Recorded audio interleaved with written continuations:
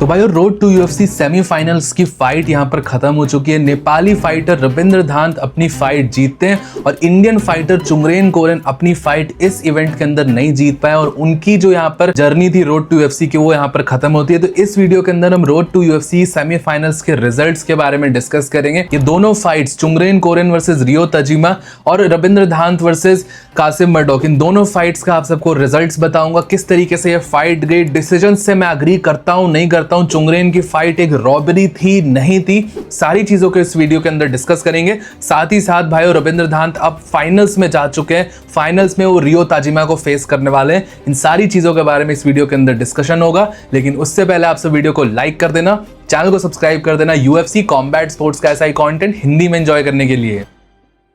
तो भाई सबसे पहले बात करते हैं यहाँ पर रविंद्र धांत की विक्ट्री के बारे में। ऑब्वियसली भाई नेपाली फैंस और नेपाल एज अ नेशन के लिए आज एक बहुत बड़ा दिन है।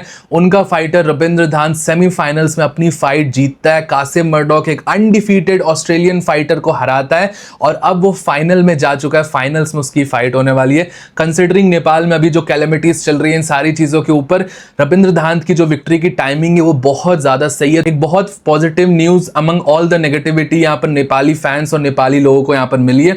Big congratulations to them first of all. और दूसरी चीज है भाई यहाँ पर जो किंग ऑफ नेपाल, अपने आप को self proclaimed king of Nepal Qasim Murdoch, उसका मुंह यहां पर पूरी तरीके से बंद किया है रविंद्र धांत ने। फाइट से पहले कासिम मर्डोक ने अनलिमिटेड ट्रैश टॉकिंग करी है और उसका ऐसा कहना था वो किंग ऑफ नेपाल है, माउंट एवरेस्ट चढ़ना बहुत इजी है। नेपाल का फ्लैग अपने बायो में लगा लिया था उसने पहले से ही। अब मैं कहना चाहूंगा Qasim Murdoch should not remove Nepals flag ever. उसको अपना नेपाल फ्लैग जो उसने बायो के अंदर लगाया था अब वो हटा ना दे। और इसको मैं कहूंगा भाई ट्रैश टॉकिंग बैक फायर करने का one of the prime examples. आप सबको पता है हम एक ट्रैश टॉकिंग बैक फायरिंग वाली सीरीज भी करते थे अपने चैनल पे और उसका एक बहुत बड़ा एग्जांपल है। कासिम मर्डोक ने बहुत बड़ी बड़ी बातें करी थी कि वो रविंद्र धांत को नॉकआउट करेगा एक्सेट्रा एक्सेट्रा, सारी चीजें धरी की धरी रह गई। ट्रैश टॉकिंग करने पे आपको एक मेंटल एडवांटेज तो मिलता ही है, लेकिन भाइयों आपको उस पूरी टॉक को वॉक भी करना पड़ता है और कासिम मर्डोक वो नहीं कर पाया। फाइट की बात करें तो फर्स्ट राउंड में उसने इनिशियली रेसलिंग हैवी अप्रोच लिया और मैं पर्सनली कहीं ना कहीं, बहुत लोग रविंद्र धांत की स्ट्राइकिंग को अप्रिशिएट कर रहे हैं बट उनका ग्राउंड गेम भी बहुत अच्छा था। कासिम मर्डोक एक बहुत एलीट ग्रैपलर है, बहुत अच्छा ग्राउंड गेम है उसका और उसके अगेंस्ट भी पोजीशंस को रिवर्स करा। फर्स्ट राउंड में ऑलमोस्ट एक ट्रायंगल लगा दिया था कासिम मर्डोक पे, वो थोड़ा बहुत साइडवेज था इसलिए वो कंप्लीट नहीं हुआ। रविंद्र धांत ने वहां पे ट्रायंगल लगाया, पोजीशंस को रिवर्स करा और heavy ground and pound round 1 के अंदर भी कासिम मर्डोक के ऊपर पड़ा। तो ये सारी चीजें मिला के रविंद्र धांत को मैंने तो फर्स्ट राउंड स्कोर करा। सेकंड राउंड में मुझे ऐसा लगता है कि रविंद्र धांत ने गलतियां करी। वो ऑफेंसिव रेसलिंग करने गए, ग्राउंड गेम पे ऑफेंसिव खेलने गए वो कासिम मर्डोक के अगेंस्ट और ground game definitely Qasim Murdoch का ज्यादा बेटर था, इसलिए उसने पूरे राउंड ऑलमोस्ट यहाँ पर रविंद्र धांत को कंट्रोल करके रखा। बट थर्ड राउंड में चीजें चेंज होती है, सिर्फ ग्राउंड गेम के ऊपर आप फाइट नहीं जीत सकते हो। रविंद्र धांत ने फाइट के अंदर अडेप्ट करा, अपना कंपोजर मेंटेन करके रखा और यही चीजें मैंने आप सबको बताई थी। ये सारी चीजें ही इस फाइटर को काफी ज्यादा एलीट बनाता है। राउंड 3 के अंदर वो ग्राउंड पे एंगेज ही नहीं करने गए, उन्होंने सेपरेशन क्रिएट करने पे अपना फोकस दिखाया और स्ट्राइकिंग के ऊपर कासिम मर्डोक को बीट करा। कासिम का बहुत सारे क्लेम्स थे कि वो नॉकआउट करेगा, ये this that etcetera etcetera, undefeated है, बट रविंद्र धांत ने स्ट्राइकिंग के ऊपर डोमिनेट करा। थर्ड राउंड के अंदर कासिम मर्डोक को बहुत सारे हैवी शॉट्स उसको लैंड हुए उसके सर पे, उसका हेड पीछे की तरफ पॉपअप हुआ था बहुत बार। थोड़ा बहुत और टाइम मिलता, वो थर्ड राउंड में जो टेक डाउन हुआ था, अगर वो टेक डाउन सिक्योर नहीं कर पाता कासिम मर्डोक, वो फिनिश हो जाता है इस राउंड के अंदर, वो एक नॉकआउट विक्ट्री स्कोर होती है यहाँ पर। बट क्योंकि उसने वो टेक डाउन ले लिया था, फाइट को उसने स्टॉल कर दिया उस तरीके से, तो वो बच गया, वरना ये फाइट में फिनिश भी होता उसका। और इसी के साथ भाई रविंद्र धांत ने कासिम मर्डोक को हराया। और भाई इवन दो रविंद्र धांत मेरी कंट्री का फाइटर नहीं है, चुंगरेन भाई फाइट नहीं जीते, उसका दुख है, बट इस विक्ट्री से काफी ज्यादा अच्छा फील हो रहा है कंसिडरिंग जो ट्रैश टॉकिंग करी थी ऑस्ट्रेलियन फाइटर ने इस फाइट से पहले। मतलब माइल्ड डिसरिस्पेक्ट शो करते हैं ये फाइटर्स जो ऑस्ट्रेलिया, न्यूजीलैंड, यूएसए, इन सब से जो फाइटर्स आते हैं, ये कहीं ना कहीं इंडियन फाइटर्स, एशियन फाइटर्स को कुछ समझते ही नहीं है। Out of know where trash talking करना, डिसरिस्पेक्ट करना, कंट्री के फ्लैग को लेके इन्वॉल्व कर देना, ये सारी चीजें दिखाता है कि वो अपने आप पे अपने लेवल पे नहीं समझते हैं एशियन फाइटर्स को। और ये कहीं ना कहीं रियलिटी चेक आज कासिम मर्डॉक, उसकी टीम कोल्बी थेनेसी को यहाँ पर मिल चुका होगा। अब वो जितने मीम्स बनाना चाहते हैं बनाते रहे। रविंद्र दांत का जो नेपाल का जो लोगो लगाया था आईडी पे, अब वो लगाए, जो करना है करे। फाइट वो हार चुके हैं। अनडिफीटेड रिकॉर्ड यहाँ पर कासिम मर्डॉक का गया है और उसको एक बहुत अच्छा reality check in form of Ravindra दांत कासिम मर्डॉक को मिला है। और नेपाल और रविंद्र दांत को कासिम मर्डॉक अब अपनी पूरी लाइफ, पूरे एमएमए कैरियर में यहाँ पर भूल नहीं पाएगा। बाकी भाइयों, आप अगर मुझसे पूछोगे इस फाइट के रिजल्ट से, मैं रविंद्र दांत की फाइट के जो जजिंग स्कोर कार्ड आया था मैं उससे भी अग्री नहीं करता हूं। कहीं ना कहीं जो ये फाइट थी ये स्प्लिट डिसीजन थी। एक जज के हिसाब से कासिम मर्डॉक इस फाइट को जीता था और 2 जजेस के हिसाब से यहाँ पर रविंद्र दांत फाइट जीते, इसलिए रविंद्र दांत के फेवर में ये फाइट गई। अब मैं चाहता हूं कि किस एंगल से ये फाइट यहां पर एक जज को ऐसा लगा कि कासिम मर्डॉक इस फाइट को जीता है। किसी फाइट में ग्रैपलिंग सपोर्ट की जा रही है, किसी फाइट में डैमेज स्कोर किया जा रहा है। आई कैन अंडरस्टैंड भाइयों, मुझे भाई बिल्कुल समझ ही नहीं आ रहा।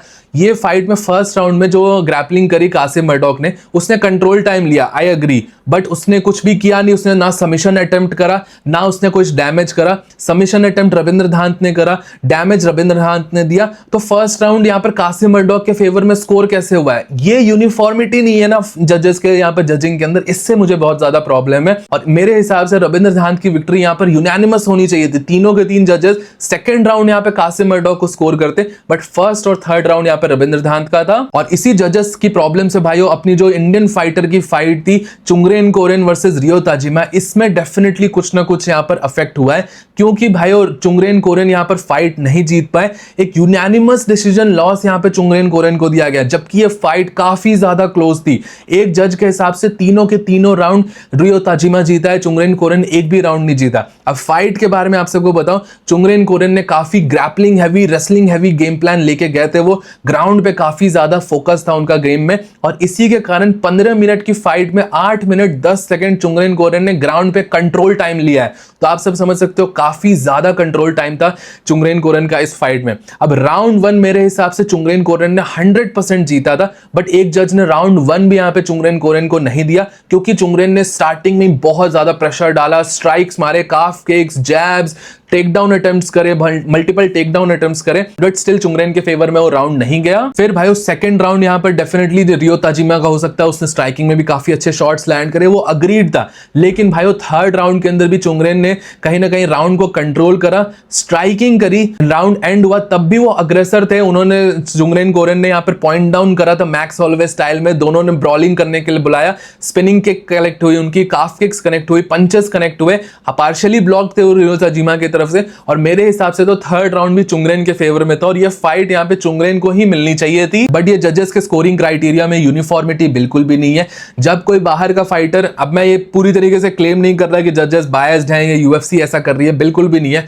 मैं बस एक पैटर्न बता रहा हूं आप सबको। जब कोई बाहर का फाइटर रेसलिंग गेम प्लान लेके आता है, ग्रैपलिंग करता है, ग्राउंड गेम करता है, तब उसको बहुत हैवी स्कोरिंग दी जाती है। बट जब कोई इंडियन फाइटर कर रहा है तो उसकी स्कोरिंग ही नहीं है। जब कोई एशियन फाइटर यहां पर ग्राउंड पे स्ट्राइक्स डाल रहा है, डैमेज पुट ऑन कर रहा है, तब भी राउंड यहां पर किसी और को दे दिया गया। रविंद्र दांत का फर्स्ट राउंड जो था वो कासिम मर्डॉक को दे दिया गया, एक जज ने वो राउंड कासिम मर्डॉक को दे दिया, जबकि रविंद्र दांत ने डैमेज पुट ऑन करा। तो जब इंडियन फाइटर ग्रैपलिंग करे तब उसकी वैल्यू नहीं, जब डैमेज पुट ऑन करे तब उसकी वैल्यू नहीं। उल्टी उल्टी चीजें बोली जाती है हर टाइम। जब यहां पर आज चुंगरेन कोरेन ने यहां पर ground game heavy game plan लेके गए, तो वही लोग जो ग्राउंड गेम के इतने सालों से डिफेंड कर रहे हैं, उनका स्टेटमेंट आ रहा है कि ग्राउंड गेम खराब था, गलत गेम प्लान था, डैमेज नहीं करा। और जब डैमेज होता है तो फिर कंट्रोल टाइम के ऊपर आ जाते हैं कि भाई ये कंट्रोल टाइम देखो यार, इतना कंट्रोल हो गया, डैमेज से क्या फर्क पड़ता है, डैमेज तो किसी को भी हो जाता है, फेस की टेक्सचर के ऊपर डिपेंड करता है, ये सारी बातें करते हैं। तो भाइयों मेरा बस यहां पर यही ओपिनियन है कि अगर आप ग्राउंड गेम को यहां पर प्रेफरेंस दे रहे हो तो फिर उसी पे स्टिक रहो भाई, ग्राउंड गेम पे ही स्टिक रहना चाहिए कि ग्राउंड गेम पे जो कंट्रोल टाइम है वो ज्यादा better scoring criteria as compare to damage.